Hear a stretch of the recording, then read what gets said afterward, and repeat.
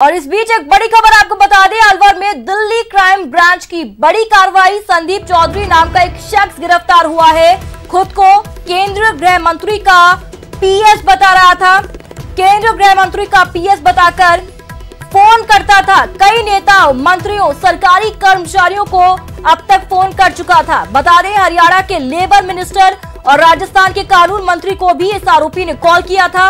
आरोपी संदीप चौधरी, जो पहले देहरादून स्थित हीरो कंपनी में काम करता था, लेकिन कोविड संक्रमण के चलते इसकी नौकरी छूट गई और उसके बाद इसने फर्जीवाड़े का खेल शुरू किया। और इसी खबर पर ज्यादा जानकारी के लिए सहयोगी शंकर आनंद फोन लाइन पर मौजूद है। शंकर, फर्जीवाड़े का खेल ये यहाँ पर चलाता था, किस तरीके से भंडाफोड़ हुआ इसका? देखिए, जिस तरह से दिल्ली पुलिस की क्राइम ब्रांच ने अलवर में जाके कार्रवाई की है और वहां पर संदीप चौधरी नाम के एक शख्स को गिरफ्तार किया है। इस पे आरोप है कि ये केंद्रीय गृह मंत्री अमित शाह के पीएस होने का दावा करता था और उसके बाद हरियाणा में और राजस्थान के कई मंत्रियों को लगातार फोन कर रहा था और कई तरह के फेवर लेने की बात कर रहा था। इसी मामले की गंभीरता को देखते हुए दिल्ली पुलिस की क्राइम ब्रांच ने मामला दर्ज किया और इस मामले की जब तफ्तीश शुरू की तो उसके बाद इस मामले में साकेत नाम के एक शख्स की गिरफ्तारी हुई, जिसकी गिरफ्तारी मध्य प्रदेश से हुई। मध्य प्रदेश में जाके दिल्ली पुलिस की क्राइम ब्रांच वहां पहुंची थी और साकेत कुमार की पहले गिरफ्तारी हुई। उसके बाद इसी मामले पे आगे कार्रवाई होते हुए संदीप चौधरी को गिरफ्तार किया गया है। और सबसे बड़ी बात है कि राजस्थान में रह करके पिछले काफी दिनों से इस तरह के बड़े वारदात को अंजाम दे रहा था और लगातार ये कई लोगों को ये फोन करना और उसके बाद इस तरह के नेताओं को फोन करना और उससे फेवर लेने की बात की जा रही थी। और अगर बात की जाए तो संदीप चौधरी की बात करें तो एक इस मामले में सामने आया है एक बात कि जिस तरह से इस मामले में देखने को आया था कि कोविड के चलते इसकी नौकरी चली गई थी। ये बिल्कुल, यानी कोविड के दौरान नौकरी चली गई तो फर्जीवाड़े कर यहाँ पर वो इस तरीके फोन कॉल कर रहा था। आपका बहुत बहुत शुक्रिया शंकर इस तमाम जानकारी के लिए। और यहाँ रुकेंगे एक छोटे से ब्रेक के लिए।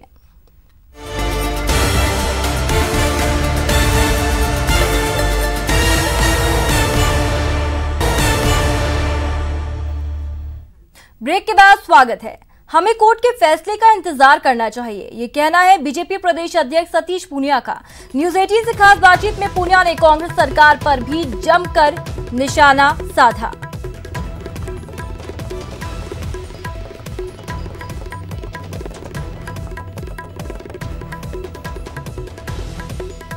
भाजपा के प्रदेश अध्यक्ष सतीश पूनिया जी हमारे साथ में हैं, उनसे हम बात करते हैं। सर, जो रुख रहा आज सुप्रीम कोर्ट का, एसएलपी जो दायर की गई थी स्पीकर की ओर से, कोई राहत उन्हें नहीं दी गई। अब हाईकोर्ट भी कल फैसला देगा, सुप्रीम कोर्ट में भी सुनवाई चलेगी, क्या प्रतिक्रिया आप? हाईकोर्ट के फैसले का इंतजार करना चाहिए और सुप्रीम कोर्ट ने जिस तरीके से कहा है कि हाईकोर्ट की कार्रवाई को रोका नहीं, और लेकिन ये जरूर कहा है कि हाईकोर्ट जो है वो सुप्रीम कोर्ट के निर्णय के प्रकाश में ही काम करेगा, इसलिए सोमवार तक इंतजार करना चाहिए कल हाईकोर्ट क्या फैसला करता है। लेकिन हमारे यहाँ उच्चतम न्यायालय को एक ऊंचा दर्जा हासिल है और इस तरीके के संवैधानिक मसलों में अच्छे तरीके से उसकी व्याख्या होती है, तो सोमवार तक इंतजार करना चाहिए।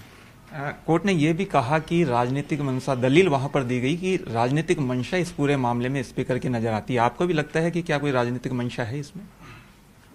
देखिए, वैसे तो स्पीकर का पद निरपेक्ष होता है। जिस दिन वो स्पीकर के लिए नामांकित होते हैं, जब निर्वाचित होते हैं, तो पार्टी की सदस्यता से इस्तीफा देते हैं और ये माना जाता है कि वो निरपेक्ष रूप से सत्ता और विपक्ष के बीच में संतुलन भी रखेंगे और अपनी भूमिका निभाएंगे। लेकिन न तो वो रोबोट हैं न वो देवता हैं, इंसान हैं, और इसलिए इंसानों के किसी भी कृत्य के बारे में विश्लेषण अलग अलग रूपों में होता है।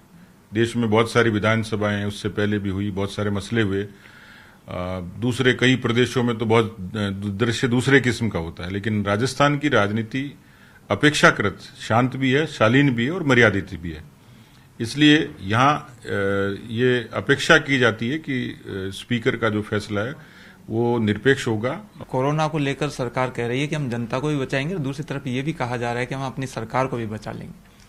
सरकार तो बचेगी कि नहीं बचेगी, लेकिन जनता को जरूर बचाना चाहिए। किसी भी चुनी हुई सरकार का ये पहला धर्म है, लेकिन मुझे लगता है कि सरकार ने जनता को भी भगवान भरोसे छोड़ रखा है। कैमरामैन यासीन अंसारी के साथ दिनेश शर्मा, न्यूज 18 जयपुर। और अब देखिए कैसे एक चोर को चोरी करना महंगा पड़ गया। जी हां, आपको बता दें कोटा के तलवंडी इलाके में ये चोर एक घर में चोरी के इरादे से घुसा, लेकिन तीसरी आंख से चोर बच नहीं पाया और सीसीटीवी को देखकर घर के मालिक ने चोर को पकड़ लिया। बस फिर क्या था, घर के मालिक ने चोर को दबोच लिया और फिर उसकी जमकर धुनाई कर दी।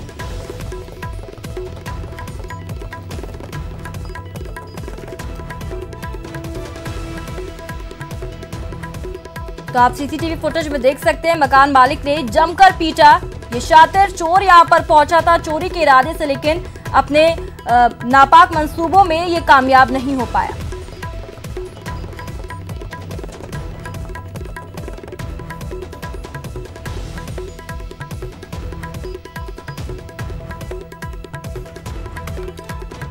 वो कहता रहा मुझे छोड़ दो, हाथ जोड़ता रहा मुझे बख्श दो, लेकिन जी हां, लेकिन दरिंदों को उस पर रहम नहीं आया और फिर जो हुआ उससे पुलिस सख्ते में आ गई और पूरा दौसा दहल गया।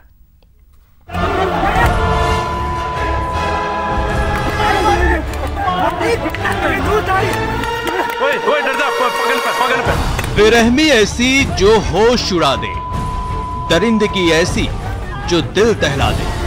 एक युवक जमीन पर पड़ा है और चारों ओर उस पर दे दनादन डंडे और लोहे की रॉड से वार किया जा रहा है।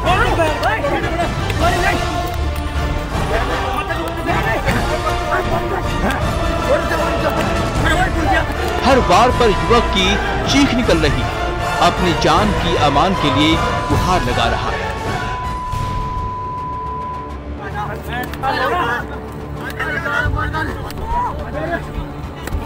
मुंडा नहीं। लेकिन कहर बरपाने वाली दरिंदों के दिल में रहम नाम का कोई शब्द नहीं।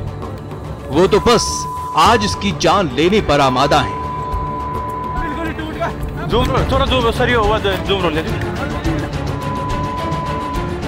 डेढ़ मिनट तक दरिंदगी वाला ये वीडियो दौसा का है और दरिंदगी की वजह है वो गैंगवार जो दो गुटों के बीच चला आ रहा है। वर्चस्व के इस वार में एक गुट का सरगना जीवाराम मीणा दूसरे गुट कमलेश के हत्थे क्या चढ़ा, उसके शामत आ गई।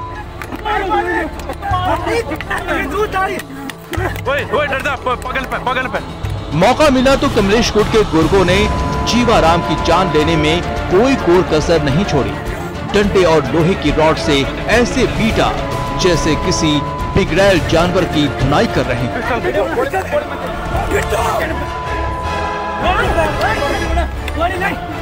बताया जा रहा है कि जीवाराम को रात के वक्त कोतवाली थाना इलाके के एक होटल से अगवा किया गया और उसके बाद लवाड़ थाना क्षेत्र के बनियाना गांव के पास उसका पीट कर मर्डर कर दिया। अब मारपीट का ये वीडियो सोशल मीडिया पर वायरल हो रहा है और पुलिस की कार्य प्रणाली पर बड़ा सवाल उठ रहा है। न्यूज़ 18 के लिए दौसा से आशीष की रिपोर्ट।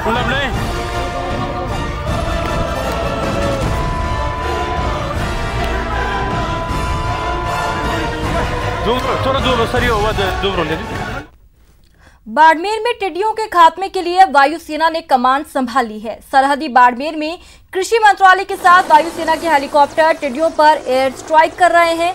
मानसून के साथ ही टिड्डियों का टेरर बढ़ गया है, लेकिन अब किसानों की फसल की रक्षा के लिए वायुसेना के हेलीकॉप्टर आसमान से वार कर रहे हैं।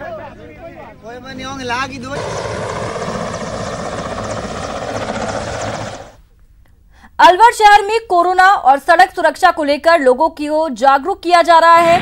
ये जागरूकता अभियान रोटरी क्लब और एयू बैंक की ओर से चलाया गया है। इस दौरान फेस मास्क, पैम्पलेट्स के साथ ही हेलमेट भी बांटे गए हैं और सुरक्षा का संदेश दिया गया। जानते हैं कि ट्रैफिक के नए नियम आ गए हैं, उसके बाद जुर्माना की राशि बहुत अधिक हो गई है। तो हम चाहते हैं कि हमारे क्षेत्र के और हमारे एरिया के सभी लोगों को इस जुर्माने से बचा जाए। पुलिस का कहीं भी ये अभिप्राय नहीं है कि जुर्माना वसूला जाए। वे लोगों को जागरूक करा रहे हैं ताकि वो नियमों का सख्ती से पालन करें और जुर्माने की राशि से बच सकें और खुद की सेफ्टी भी कर सकें।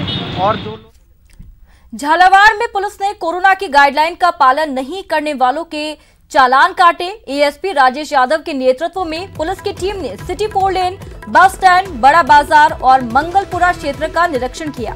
इस दौरान मास्क के साथ साथ सोशल डिस्टेंसिंग का पालन नहीं करने पर दुकानदारों और ग्राहकों को खूब फटकार लगाई और उनके चालान काटे।